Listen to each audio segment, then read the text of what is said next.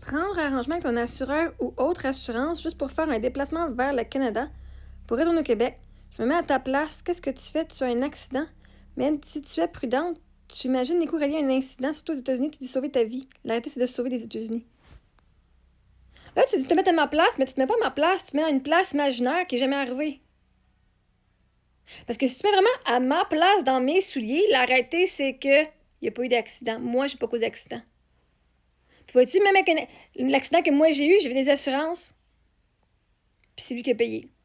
La réalité, si tu te mets à ma place, là, t'es dans ta tête, là. Hein, Lucky Luke, t'es dans ta petite tête, là, en train d'imaginer des scénarios qui sont jamais arrivés.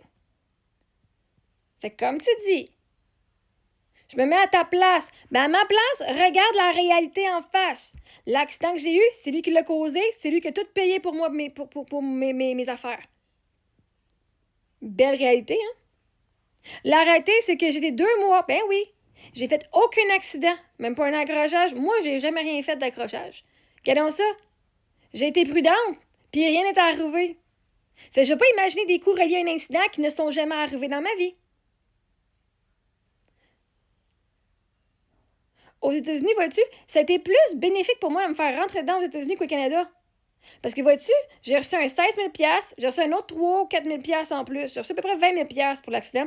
Oui, la roulotte est scrap. Ben, en tout cas, ça a été vraiment scrappé. Puis mon char a dû... Hein, ça a coûté, je sais pas comment, comme 25-30 000 à réparer la voiture. Je pensais genre 18 000 US. Plus les réparations l'année passée. Fait qu'on est proche du 30 000 Canadiens. Vois-tu, ça aurait été au Canada, là? Ça aurait été moi qui aurais fucking payé pour ces affaires-là. Même si c'est l'autre qui me rentrait dedans. J'aurais pas eu de l'argent qui serait rentré parce que ma voiture, je l'ai pas pu l'utiliser. Hein? Perte d'usage pendant 40 jours. Pourquoi j'aurais voulu me sauver des États-Unis? Tu sais quoi? Aux États-Unis, là, il n'y a pas un esti qui m'est venu m'écœurer, puis qui m'a rabaissé, puis qui m'a dit tu vas à la banque alimentaire avec une Porsche, tu vas alimentaire, t'as vu d'une roulotte. J'ai jamais personne qui m'a jamais fucking parlé de même aux États-Unis. Je n'ai eu que du respect, de l'amour et de la compassion aux États-Unis. Pourquoi je me serais fucking sauvé des États-Unis, toi, pour... La seule raison que j'étais au Québec, là, hein? C'est parce que ça me demande en ce moment de refaire mes papiers puis d'aller aux États-Unis, là. Faut que j'ai un permis pour pouvoir aller travailler là-bas. Puis toutes mes affaires étaient au Québec, parce que sinon j'aurais retourné en Ontario si mes affaires étaient en Ontario. Je suis un peu écœurée de changer mes documents. Fait que non, je vais pas même sauver les États-Unis. Parce qu'aux États-Unis, ils ont été fucking plus smart que la gang de fucking Québécois sur TikTok. Chris. Comme on va être honnête, là, vous avez été un esti de merde, toute la gang. Pas toute la gang. Pas toute la gang. Il y en a que je peux compter qui ont pas été de la merde. Mais c'est pas une centaine. C'est pas une centaine.